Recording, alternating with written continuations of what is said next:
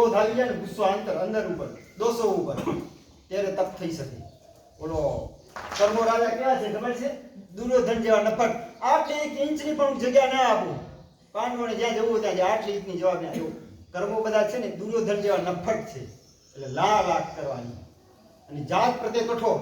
આપણે જાત પ્રત્યે બધા કેવા સુમારા, બીજા પ્રત્યે પણ પોતાના પ્રત્યે હા સુમારા, હા સુમારા, પોચા પ્રત્યે કઠોર. ઓહો, તપ કેવું થવી જોઈએ ભાઈ? સાતા તો રહેવું જોઈએ બરાબર, જરાય તકલીફ પડવી જોઈએ. અરે તારે શેના માટે તપ કરવું છે? કર્મ ખપાવવા માટે કે સાતા મેળવવા માટે? અરે એ તો પડવાનું જ છે. કેટલી તકલીફ પડી હશે નાના દીકરાઓને. એ સ્કૂલ ચાલુ હોય, એના મમ્મીને હેરાન કરતી, પાલવાની વ્યવસ્થા કરવાની, આ વ્યવસ્થા કરવાની. સહેલી વસ્તુ છે? એટલી બધી અઘરી વસ્તુ છે. એટલે લાખ કરવાની અને જાત પ્રત્યે કઠોર બનવાનું. મનને મજબૂત. આગમે બહારનું ખાધું નથી આખા વર્ષમાં. આગમ ફ્રીજ નહીં, બહારનું. આગમને તો હું ઓળખું છું બરાબર. 45 આગમ થવા માટે જન્મ્યો છે. હા, એના મમ્મી ત્યાં કરે 45 આગમ માટે. અને દેવાંગી છે ને આના માટે છે, ત્યાં સમર્પિત કરવાના છે. ક્યાં ગઈ દેવાંગી? એના મમ્મી પપ્પા ક્યાં ગયા? દેવાંગીને ફૂલને ચરણે ધરી દેવાની છે. એટલે અને ત્રીજું છે નિશ્ચલ મન. મન કેવું જોઈએ? દ્રઢ જોઈએ. શરીર ગમે એવું જાડું પાડું હોય તો મસ્ત હોય ને એ મતલબ નહીં. મન કેવું જોઈએ? આ જો તમે શરીર જોયા છે? આ ત્રિસાના સિદ્ધિ તો કર્યું એને, આગમનું આ મમ્મી જુઓ તો બધા અટાકટા છે. હે, મન મજબૂત છે.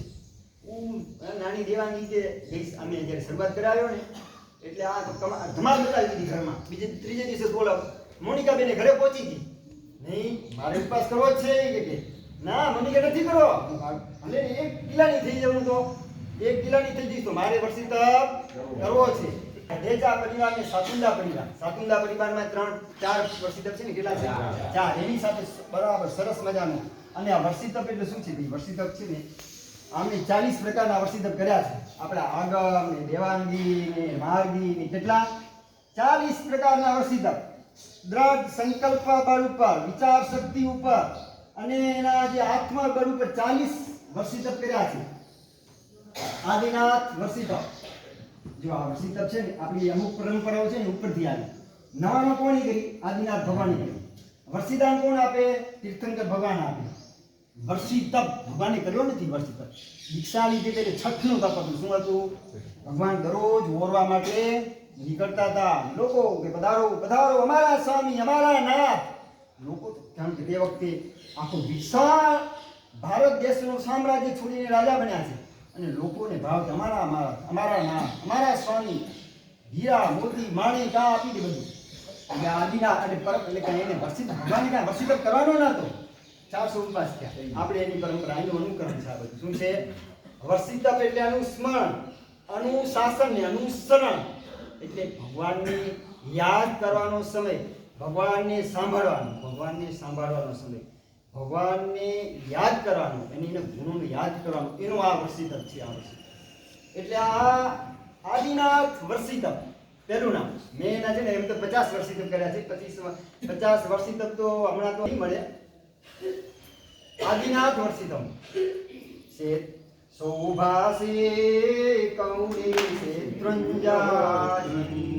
જ્યાસ્યા છે પ્રથમ તીર્થંકર દેવજો મારે મન વર્ષી તપ કરવાની ઘણી હોશ છે. અહીંયા આવ્યા ને તો મીટિંગ ભરાતી હો. આ કેમ થશે? ઓલા વૈશાલી બેન ને માર્ગી આવે ને આ મમ્મી ને આવે, આ છોકરા કે અમારે વર્ષી તપ કરો છે. દરરોજ આવે, અડધો કલાક બેસે અહીંયા કે અમારી સ્કૂલ છે ને અમને આમ છે ને આમ. બહુ પ્રોબ્લેમ હતા એમના ઘરમાં. પ્રોબ્લેમ થોડે બધા એક દિવસનું કામ નથી. કેટલા દિવસનું છે? પૂરા 400 દિવસનું કામ છે. એક દિવસ કે અઠવાડિયાનું કામ થોડું છે કાંઈ.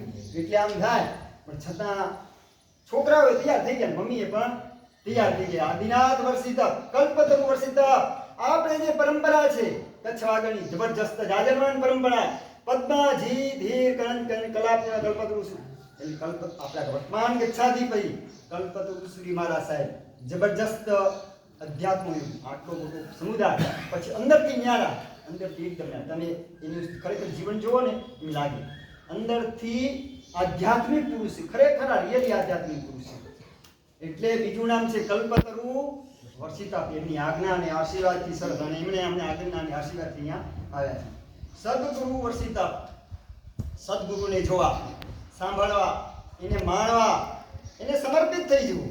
સદગુરુને જોઈ શકે, તત્વને જોઈ શકે, તત્વને જોઈ શકે તે આત્માને જોઈ શકે, આત્માને જોઈ શકે તે પરમાત્માને, એ જ મોક્ષને જોઈ શકે છે. અમારા આ નાના નાના બાળકો સદગુરુને ખરેખર સમર્પિત હતા. કરો ચિંતા કરવા દો, જે થાય તે ઘરે એક બે કરીને મૂકી દેશે, બીજું શું કરવા દે, પણ નહીં. સદગુરુ સમર્પિત, જ્ઞાન દર્શન ચારિત્ર વર્ષિત, એનું કારણ છે અહીંયા છે ને અમે આવ્યા ને એટલે 5-7 થણ આવેલા. એટલે ત્યારે પન્યાસી મહારાજની મિશ્રા હતી. અનંત જ્ઞાન વિજય મહારાજ, અનંત દર્શન વિજય મહારાજ, અનંત ચારિત્ર વિજય મહારાજે જબરજસ્ત વ્યાખ્યાનના પાઠ ઉપરથી ગણના કરી. સતત 4 દિવસ ઉપર ગણના કરી. હું તો મહારાજ આ તમે બોલો છો પણ કાંઈ થોડી ખબર આવે. આ તો ઠીક છે, ટૂંકા લગાવી રાખો, ટૂંકા લગાવી રાખો તમને. ઠીક છે, વર્ષિતપ ના વર્ષિતપ કરાવી, સામૂહિક વર્ષિતપ નામ કરાવો, ટૂંકા છે આપું દીધું. આ તો લાગે તો ટૂંકો, નહીં તો નમો યંત્રાય. અને ખરેખર અમારા કામ થઈ ગયું. ચારિત્ર મહારાજ એટલે જ્ઞાન, સમ્યક જ્ઞાન દર્શન ચારિત્ર વર્ષિત કૃત